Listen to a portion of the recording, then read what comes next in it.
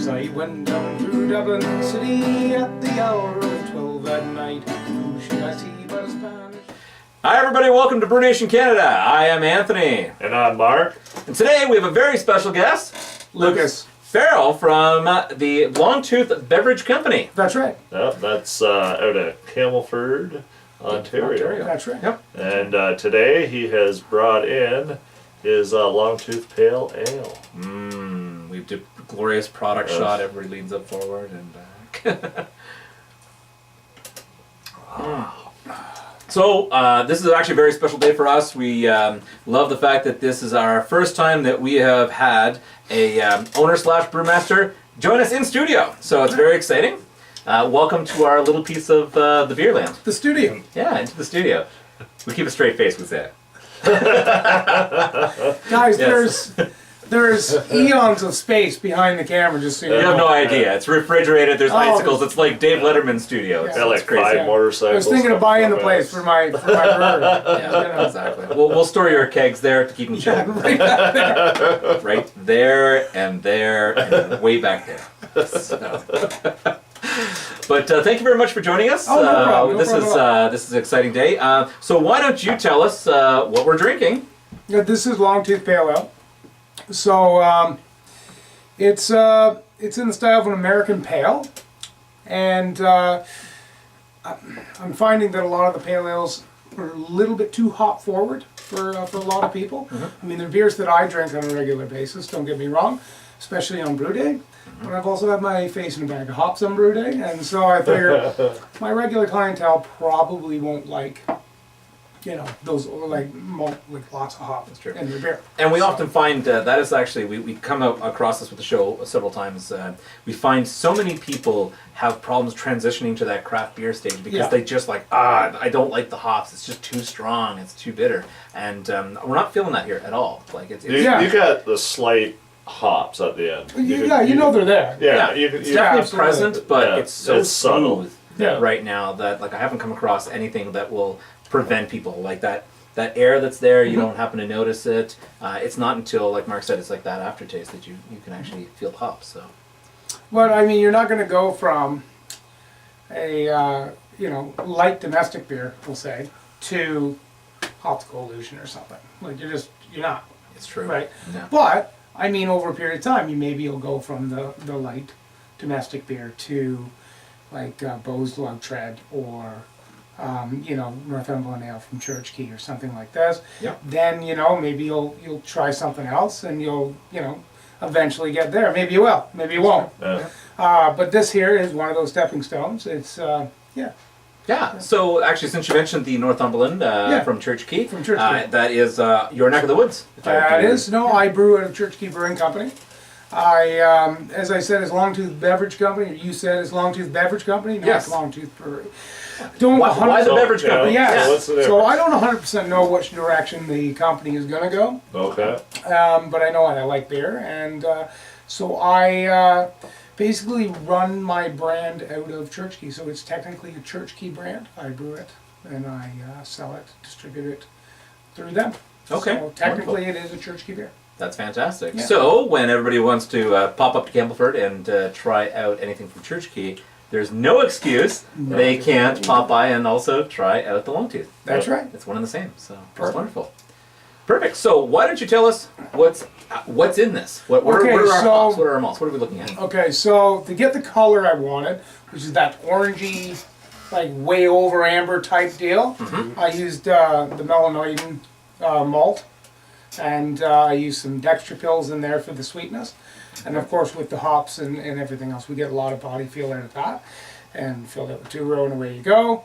And I use Chinook, and Chinook is a bittering hop. Yep. In the knockout I use Chinook and Citra, and then I use Citra in the dry hop. Okay. Yeah. So that's kind of where. Which I was going to say, One because leads for to the other. Citra, because normally that Citra hop is like, it's very, very apparent right away Yes. when people drink them. I find with yours, it's not apparent right away. It's not apparent till the end, which is exactly what I wanted. Yeah, which is yeah. fantastic because again, I That's and I right. keep coming back to this one. This is very smooth, Yeah. and I find with citrus they have a tendency to be very sharp.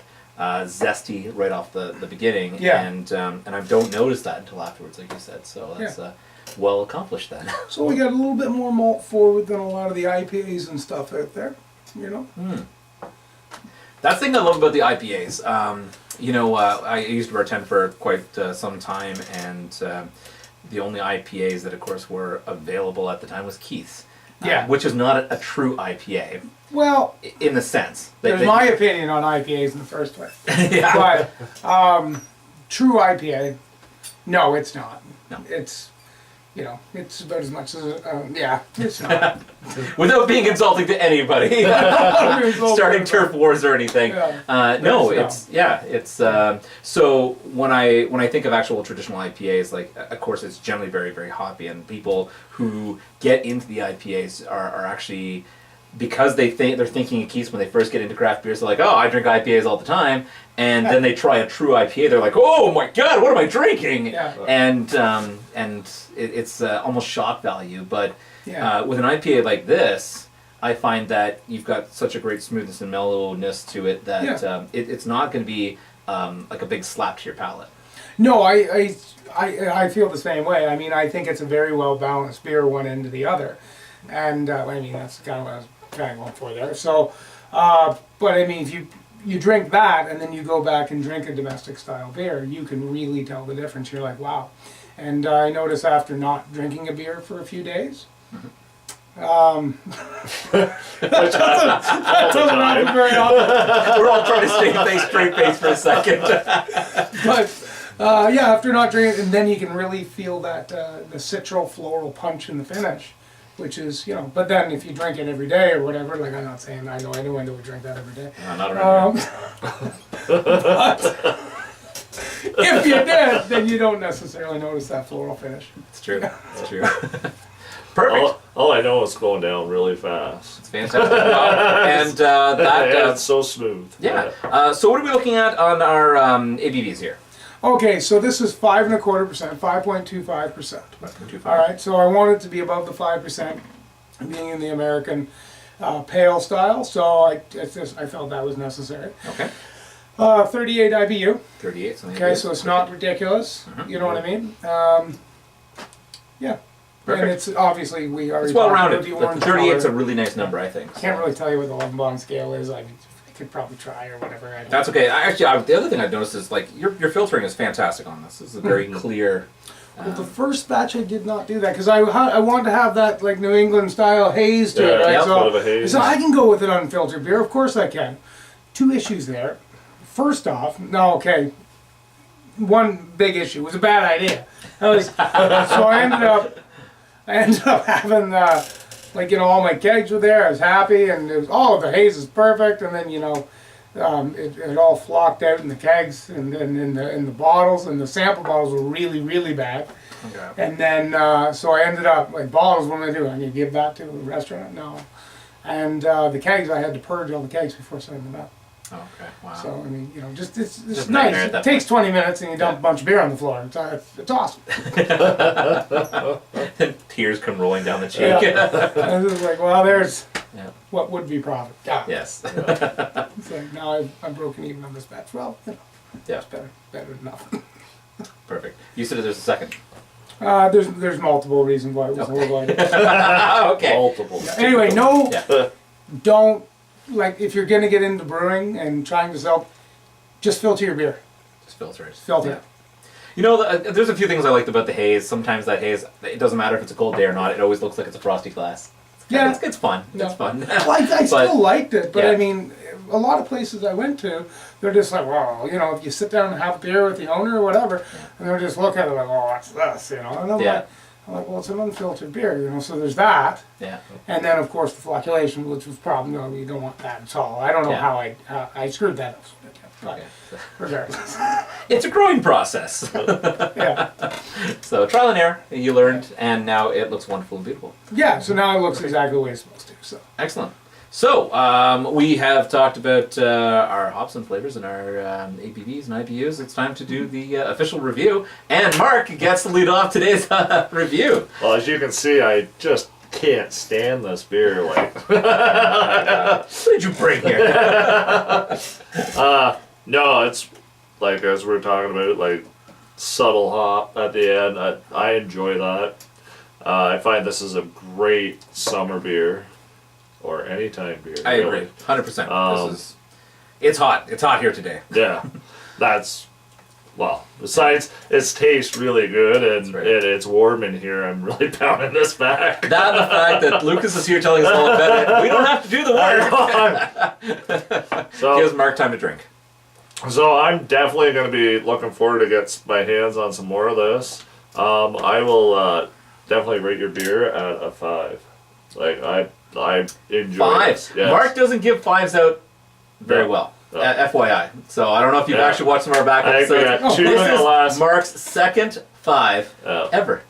Perfect. Yeah. So No, 17 enjoyable. episodes. Like We didn't tell everybody. It I know. was episode 17. I was thinking about that. I'm like, what?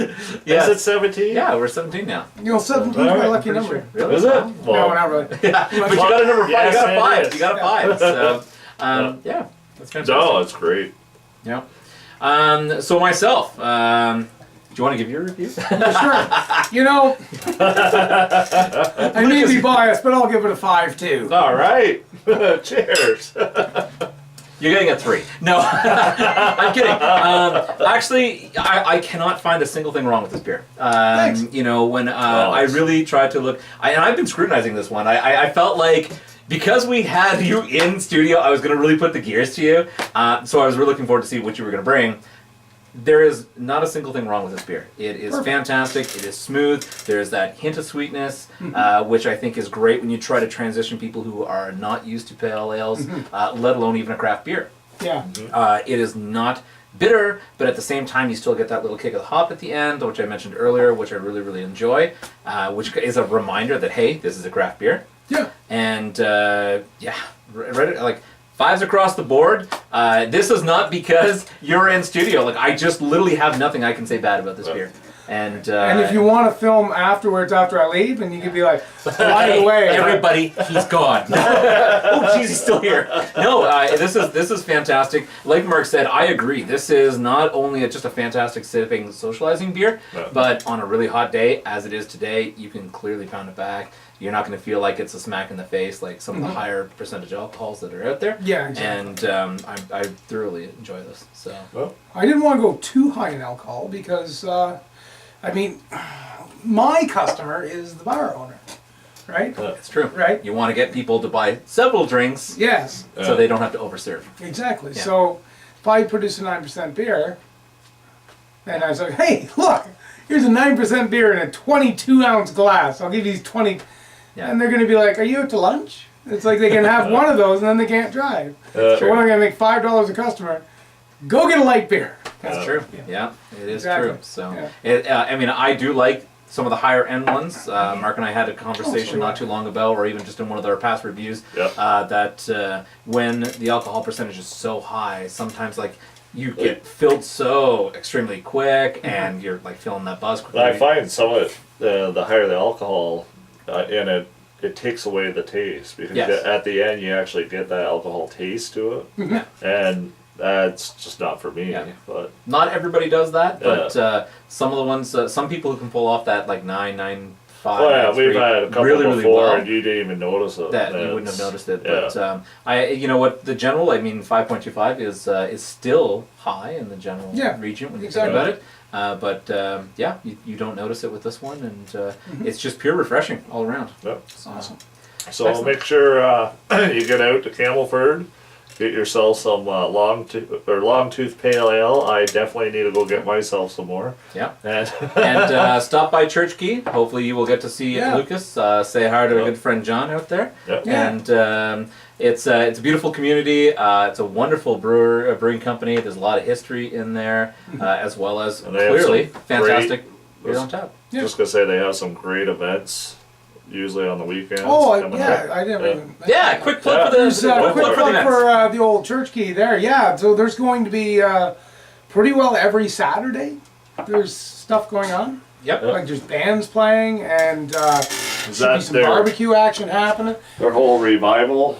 Yeah, that started with the revival. Yeah, we started with, and we were it's live on the revival. We actually got to pour Yeah. at your tent, which was fantastic. We really appreciate that. Just Yeah. last weekend was Madman's Window, which is it's a nice, they play a bunch of Irish tunes. They're awesome. And it ended up raining, so we hauled them down to the pub and played at the pub all day. That's wonderful. So, and you might actually catch Lukas playing at some point. At some point, not very often. Not often. We did shoot a live a little earlier, and Lukas threw a little East Coast / Irish music our way. We really appreciate it.